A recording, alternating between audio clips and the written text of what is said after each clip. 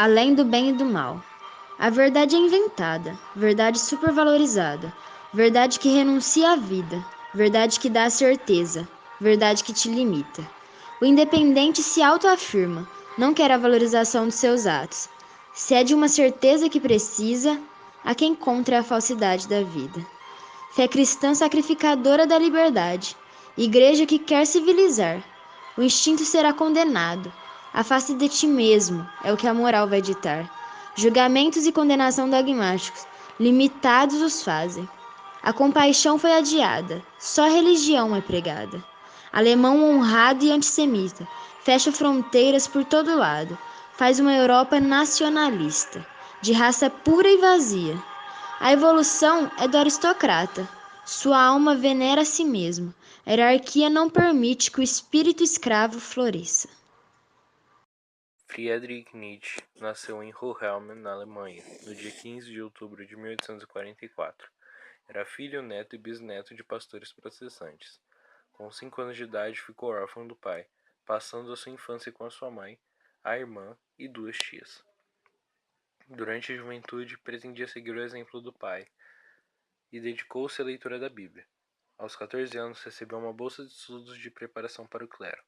Destacou-se nos estudos religiosos, literatura alemã e estudos clássicos, porém começou a questionar os ensinamentos do cristianismo. Nietzsche formou-se em 1864 e continuou seus estudos em teologia e filologia clássica na Universidade de Bonn, mas abandonou a teologia para estudar as obras dos filósofos Kant e Schopenhauer e do compositor Wagner. Em 1869 foi nomeado professor de filologia na Universidade da Basileia, mas deixou a vida acadêmica por um tempo, quando entrou para a vida militar. Durante a Guerra Franco-Prussiana, serviu como enfermeiro por um breve período, retornando com problemas de saúde. E em 1885 ele publica Além do Bem e do Mal. Além do Bem e do Mal foi escrito no verão de 1885, na Suíça, e no inverno de 1885-86 em Nice, sul da França. Depois de ser recusado por vários editores, o livro foi publicado à custa do autor, em agosto de 1886, numa edição de 300 exemplares. Quase um ano depois, apenas 114 exemplares haviam sido vendidos e 66 tinham sido enviados para jornais ou revistas.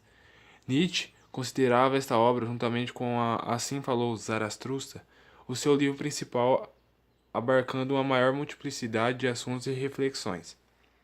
Nesta obra, Nietzsche traz como um dos temas principais a precariedade cultural e espiritual do seu tempo. Ele afirma a necessidade de que, no eterno retorno da vida e da história humana, os homens se ergam aceitando a própria finitude, ultrapassando a própria condição e vivendo soberanamente no gozo e na dor da própria verdade.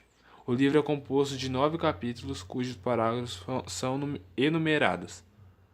Nietzsche começa o livro fazendo uma reflexão sobre a verdade, ou melhor, a vontade da verdade, já que é preciso questionar o valor dessa vontade. Assim faz uma crítica à crença fundamental da metafísica na oposição de valores. Na medida em que a verdade é ofuscada pela aparência, a vontade do engano, ao egoísmo e à cobiça. Portanto, o pensamento filosófico deve ser um pensamento consciente que também inclui atividades instintivas, ou seja, por trás da lógica, há exigências fisiológicas para a preservação de uma determinada espécie.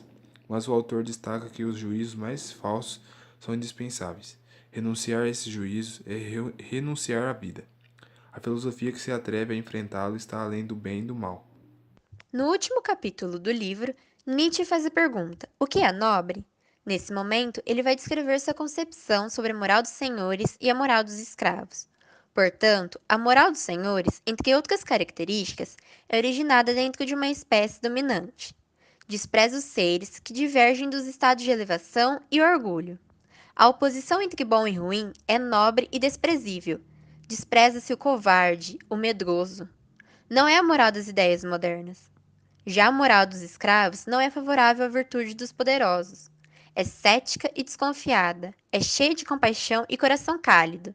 A moral dos escravos é essencialmente uma moral de utilidade. Enfim, como diz o pós-fácil da edição estudada, Além do Bem e do Mal é uma obra inesgotável. Nietzsche o permeia de razão, mas sobretudo de emoção, ao provocar nos leitores profunda imersão em suas reflexões, muitas vezes ácidas, muitas vezes poéticas. É quase impossível ler Nietzsche e ficar à margem dele.